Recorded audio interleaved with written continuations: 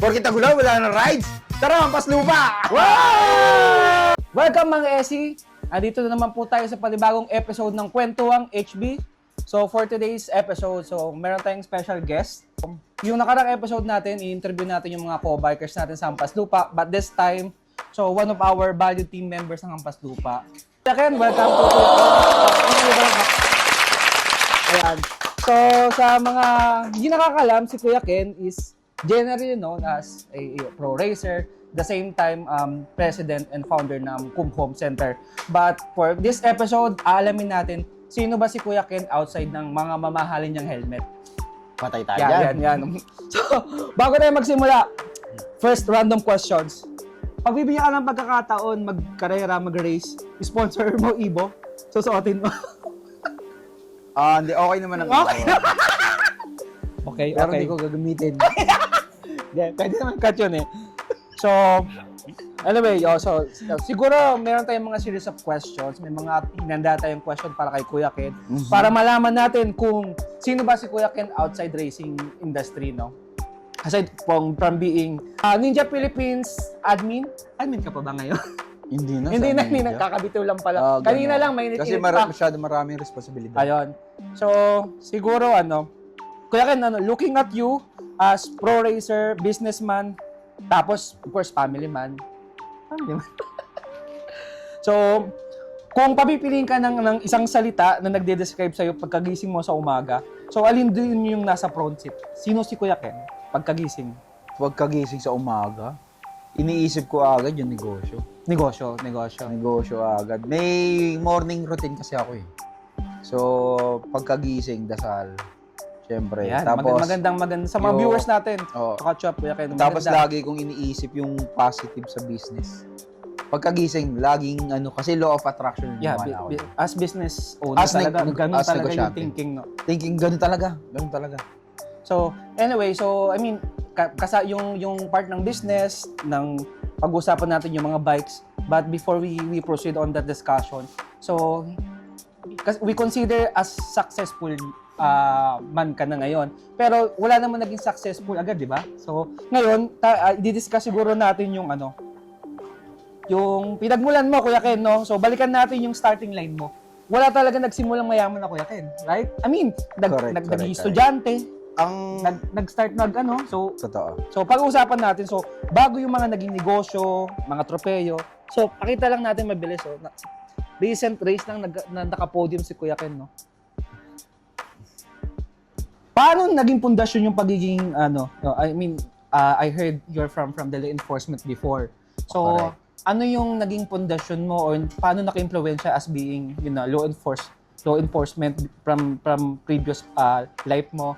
Parang namatay ka dati, no? Hindi ka naman namatay. I mean, previous job niya. So, paano mo siya na-apply from law enforcement into boardroom, of course, as businessman, and paano mo na-apply yung mga skills as a racer? So, yeah. Magkaiba ata yun.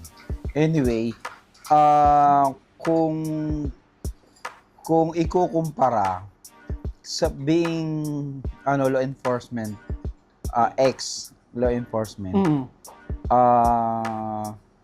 kasi all walks of life, kaya mong pakisamahan. Kaya mo sila mabasa. Meron kasing instinct yan mga law enforcement. So, tsaka being law enforcement, kailangan nagsuserve ka. So, sa being pro racer naman, magkaiba siya eh. Hindi mo siya pwedeng mai-compare eh.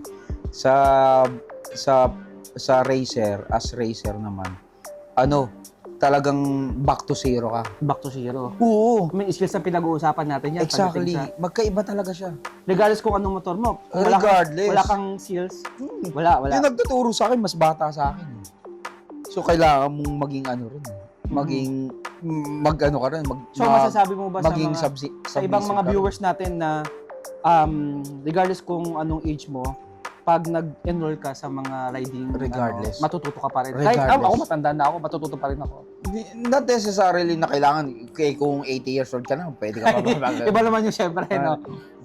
May age pa rin, syempre. Ang point doon, basta kaya mo. Mm-hmm. Basta kaya mo. Ako naman kaya naman gusto kong pinasok to. para mag-explore, mag-enjoy na yung life. Kasi after ng mga dating pinagdaanan ko, Oh, syempre. Ibang, as negosyante, as law enforcement. so, sinasabi nila, life begins at 40. Kaya, Question is, 30 pa lang ako, bro. 30 pa lang ba? Sa mga nanonood, kayo nang musga ako, under 30 pa ba? So, ayun.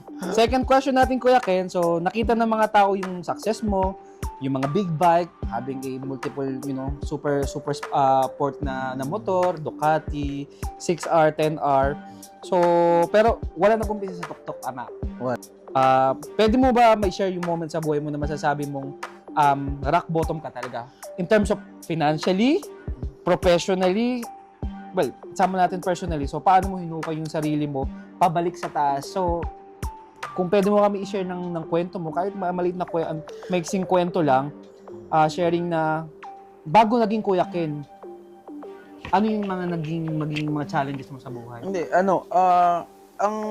ang success, hindi yan nananatili.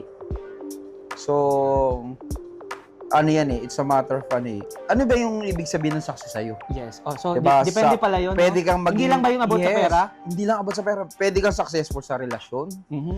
successful sa pera, pero ang success, hindi yan nananatili. Mhm. Kailangan yan, tinatrabaho. Parang ganito. Akit ka ng bundok. Mhm. Nakakit mo na yung isang peak ng bundok. Mhm. Ngayon, para makit mo yung susunod na bundok na mas mataas, kailangan mo ulit bumaba. So, ano ibig sabihin? Bababa ka ulit. So, Magkakaroon ka ulit ng talagang- trials, bababa ka Oo. ulit. Hindi pala pag nandun ka na, mayaman ka na.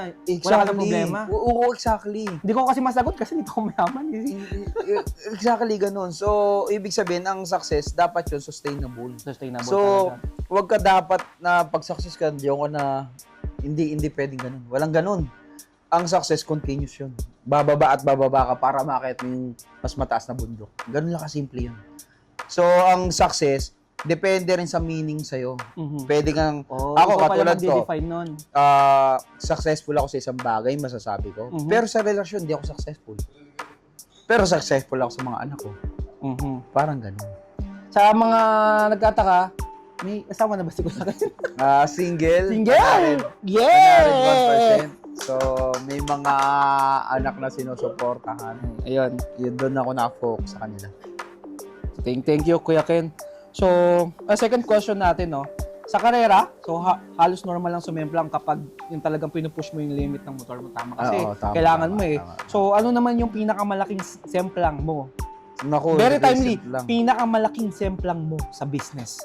At ano yung natutunan mo doon tungkol sa pag-survive? Siguro- Very timely tong question na to Kuya Ken. Sobra. Actually, sa negosyo, minsan yung pinagkakatiwalaan mo, yun yung gagawa ng kasama sa'yo. So, ang natutunan ko, yung weakness mo, wag mong i-share. Lalo dun sa kamag-anak mo. Kasi wine-weaponize nila yun. So, sa mga viewers natin, no? So, natututo tayo. So, ang question natin, okay lang ba sa business kasi lumalaki and then as a Filipino culture, normal sa atin tulungan yung mga kamag-anak natin eh.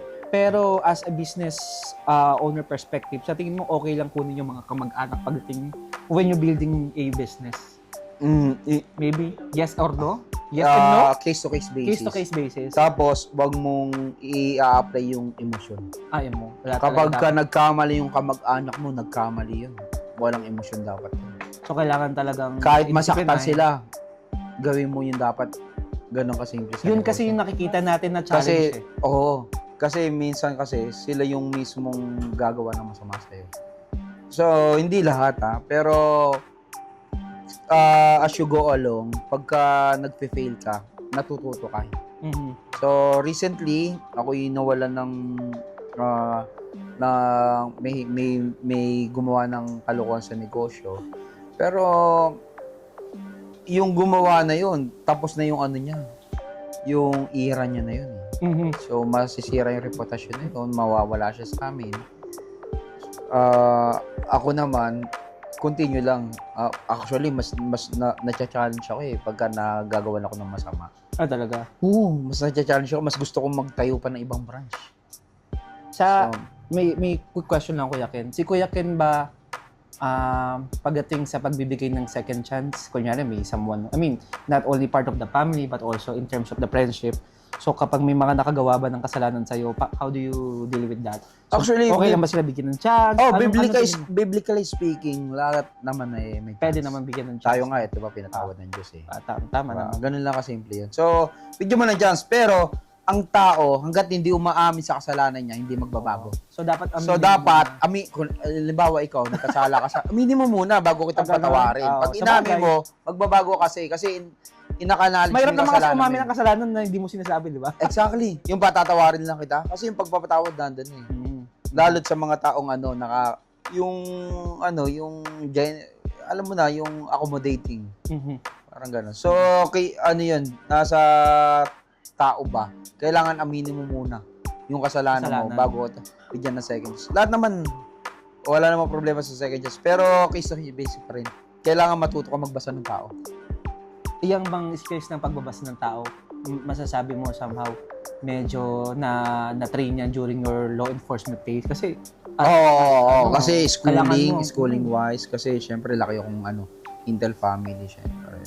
From PO1 to Intel operatives ako eh. So, ganun yung background mo, Sige, siguro that will leads to my next question, no? So, meron bang particular na aral mula sa criminal investigation days mo ang nagagamit mo hanggang ngayon para makabasa ng tao? Syempre, from time to time, you're dealing with people, different people. Yung iba talaga kupal, yung iba nice naman.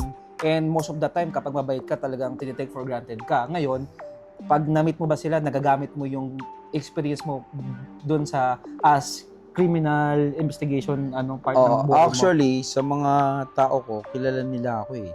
Bago ako mag-accuse, magtanong, may concrete evidence.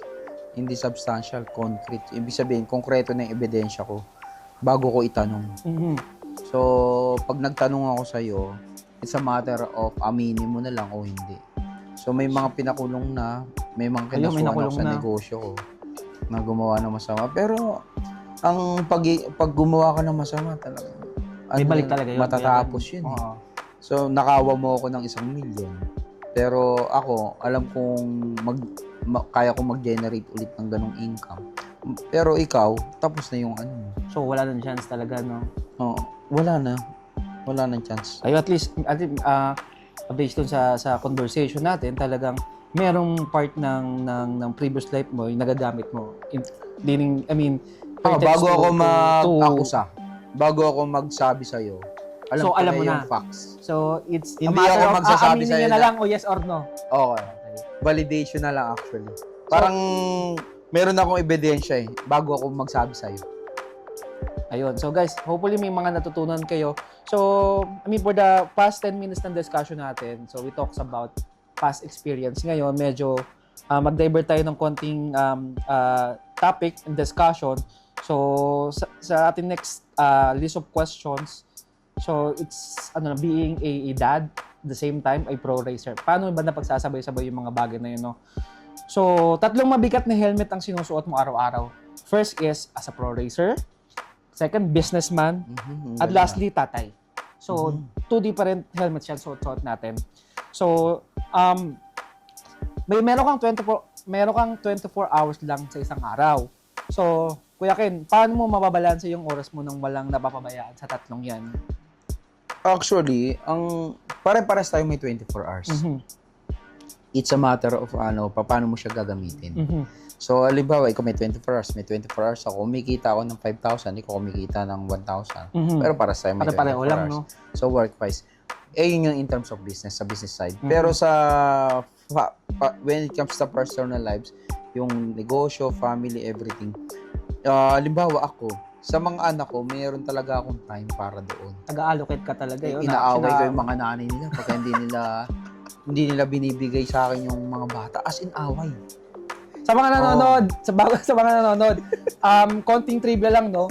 Bago pa magkaroon ng bugoy na kuy-kuy at magkaroon ng sinaunang pakboy, may Kuya Ken muna. So, meron siyang, yung anak niya, konti lang, hindi mo lalampas sa 10. Mga 7 lang ba? 7 nanay ba yun? Hindi naman. 6 na 6. So, may dumoble. Mas ito yung dumoble. So, anyway, bigyan mo ng time bawat isa. eto example lang. Meron akong anak na from province. Hindi ko sila nakasama ang paglaki. Mhm. Pero, every year since 2007, alam niyo yan mga anak, Mhm. mula bata pa sila, lagi ko silang pinupuntahan. Ang sumablay lang ako 2020 kasi pandemic, di ako makatravel. Oo, kahit sino. So, ang point ko doon, so, bigyan mo sila ng time. Hindi man sila lumaki sa'yo, pero nakakataba ng puso, na-appreciate nila ako every Father's Day, birthday. So, iba yun. Mhm. Iba yun. Kasi, wala akong, kumbaga, binibigyan ko, kasi, yung pagpunta sa probinsya, yung pupunta mo sila, Mhm. effort yun. Oo, ito sa Hindi lot of basta-basta gas, yun. effort, niyang, Hindi. I Hirap mean, bumiyahe. layo ng probinsya. Malayo. So, ganun mo. I mean, bigyan mo na lang kami siguro ng percentage paano mo, na-manage yung weekly basis mo in Oh, terms of anyway, pricing. shoutout sa mga nanay ng mga anak ko. I love you all. I love you all. To all the girls I loved before. So, sa mga anak ko, mas mahal ko kayo sa mga nanay niyo. Yun lang yun. So, yung mga pangarap niyo to pa rin nyo. And as long as nandito ako, Yan. napipilitin kong makatapos kayo, lalo sa mga nangangarap na mataas. Shoutout sa lahat ng anak ko. Ayun. And lalo dun sa, kung makakapanood yung mga yung baby kong mga anak, like si Nico. I love you, Nico. Ayun, So, mapapanood naman nila to. So, I mean, siguro, sa before future. we move forward nga dun sa next question, so, siguro, message mo dun, short message para sa mga anak mo. I think hindi nyo man ako nakasama mga anak, pero lagi nyo tatandaan yung ibang tao nga na pagtatanggol ko eh. How much more ako. So, pwede nyo akong lapitan, takbuhan, sabihin nyo, or lahat ng paraan pwede ko kayo ipagtanggol. Lahat, ibang tao nga na pagtatanggol ko kayo paya. Sana So, all may tatay. ano lang, message nyo lang ako, so naiiyak ako. Pero anyway, I love you kayong lahat. Alam niyo na kung sino kayo. Mga anak ko, so yun lang naman. Thank you, Kuya Ken.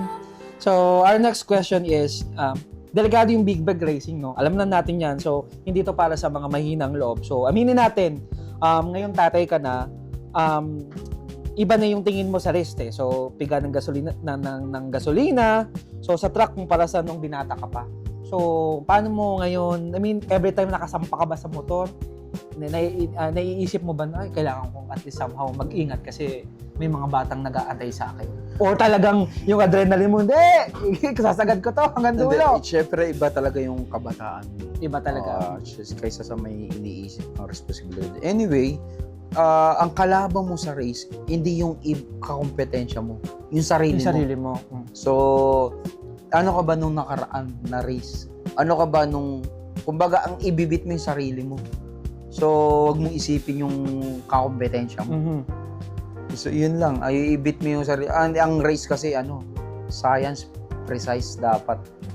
Hindi gagawin ng bike kung ano yung yung iuutos mo sa bike, yun yung gagawin So niya. more on technical talaga ang Technical, precision.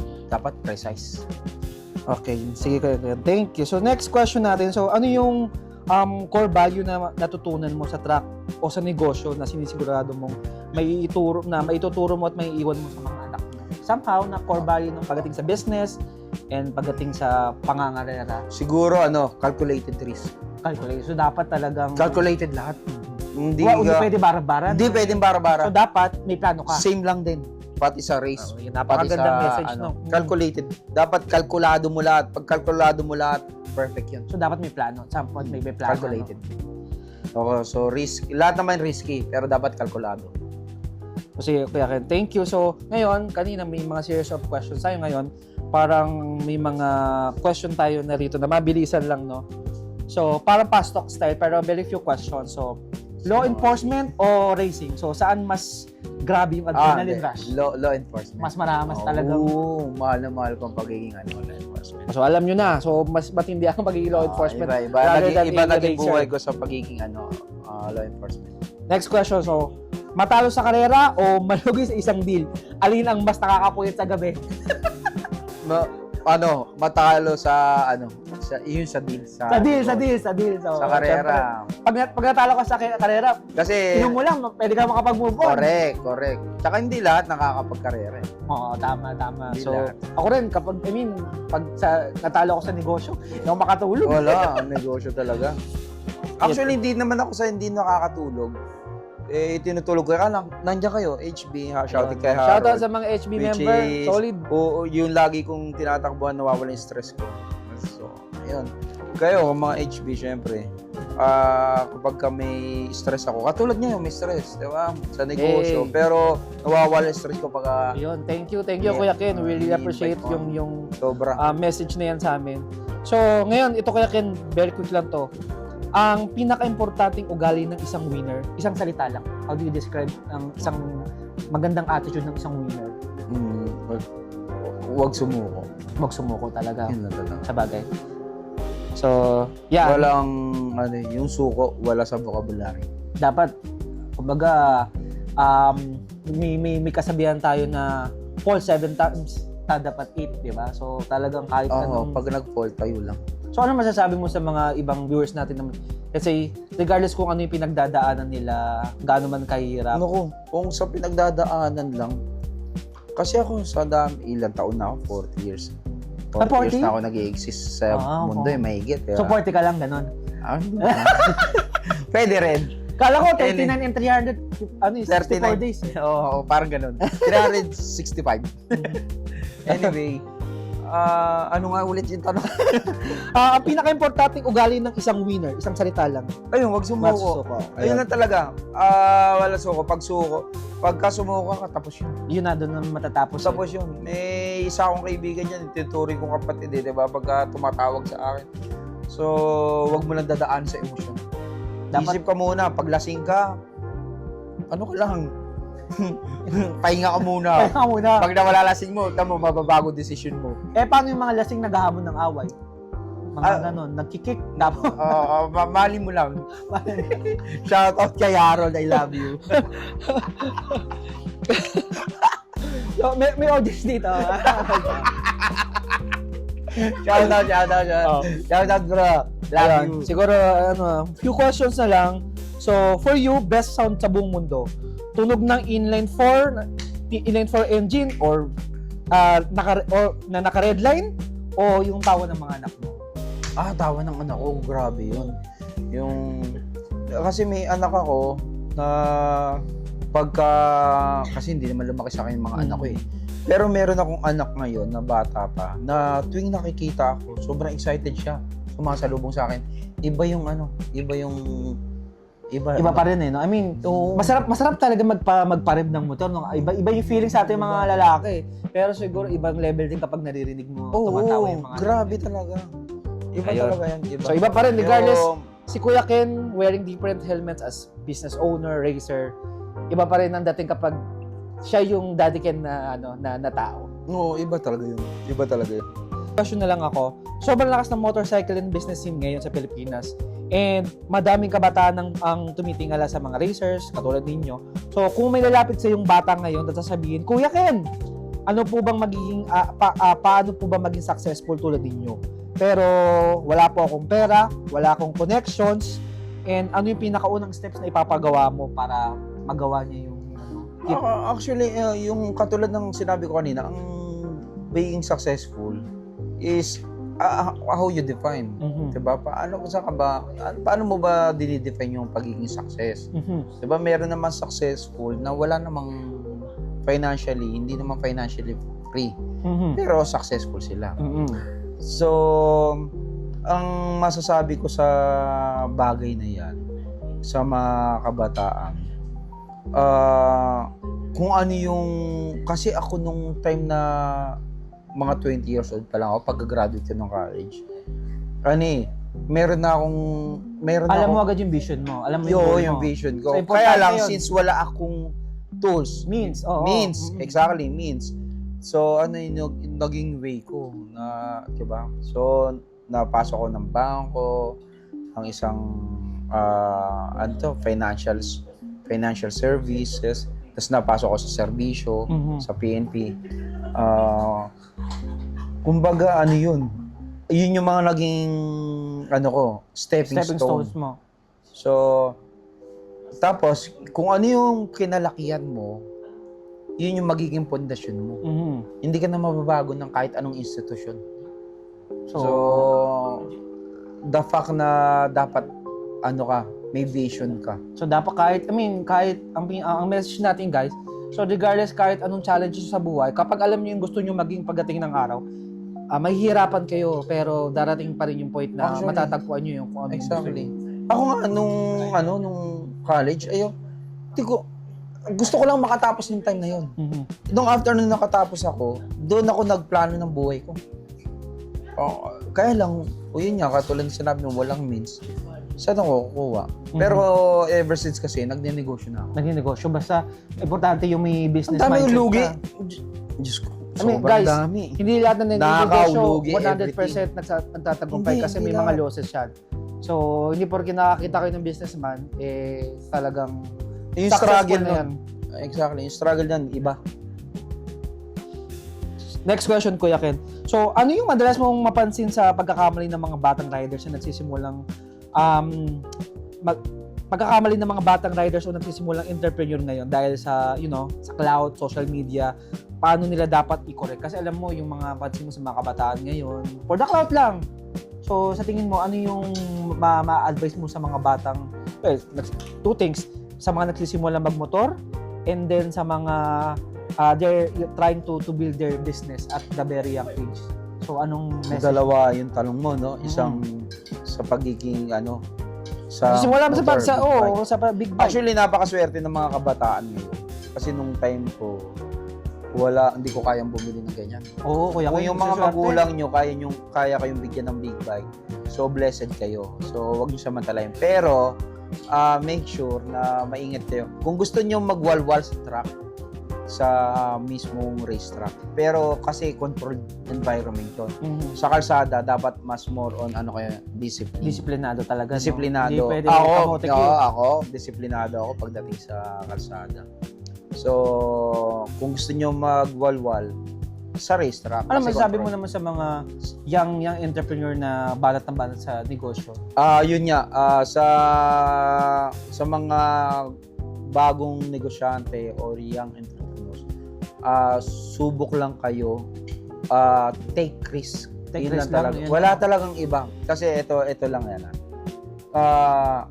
Pagka hindi ka nag-take risk, kung ano yung buhay mo ngayon, yung pa rin yung kinabukasan.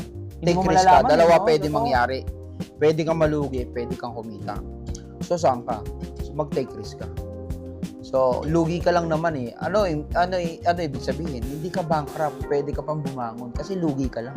So, May natira ka pa. 50% ibig sabihin, may chance. May chance. Rather Oo. than wala kang gagawin. Oo, kaysa wala kang gagawin. So, mga natatakot magkamali, wag kayong matakot. guys. Wala talaga. Huwag ka talagang matakot magkamali. Doon ka Very timely. matututunan. Ayun. So, last question na lang, Kuya Ken, no? So, pagdating ng araw na isasabit mo yung racing leathers mo at dumingon ka sa pinagdaanan mo. So, ano yung legacy na gusto mong maiwan ng isang Kuya Ken? Siguro kasi ako laki akong hirap eh. Independent, very independent. Shoutout kay mama at kay papa. Alam niyo naman na napaka-independent ko, hindi ako nag-share sa inyo ng problema. Pero ang ma-share ko lang kung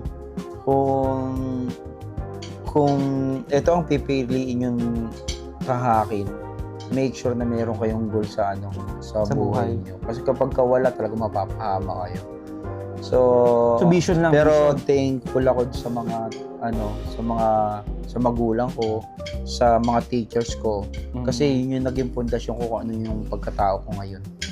So sa lahat ng mga kaibigan ko, Paulo, syempre. Shoutout, Paolo. Paulo, I love you, Paul. Sabi ni Alan. Sabi ni Alan.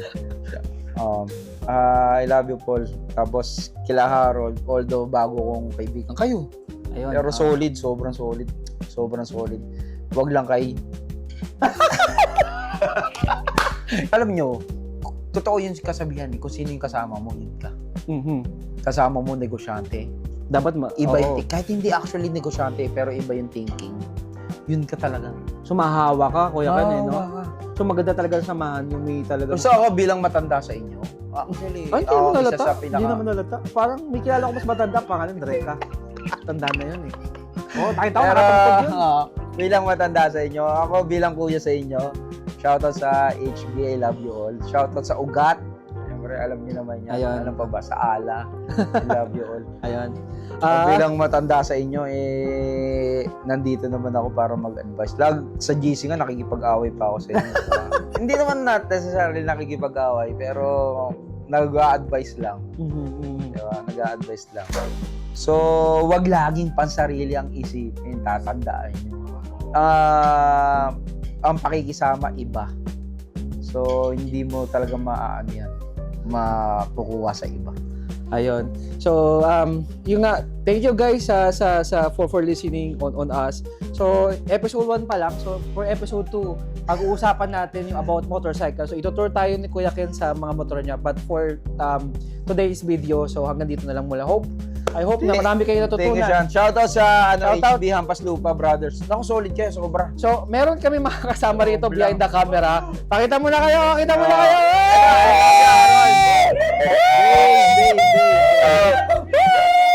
Teka. Putang ina mo! Meron kayo!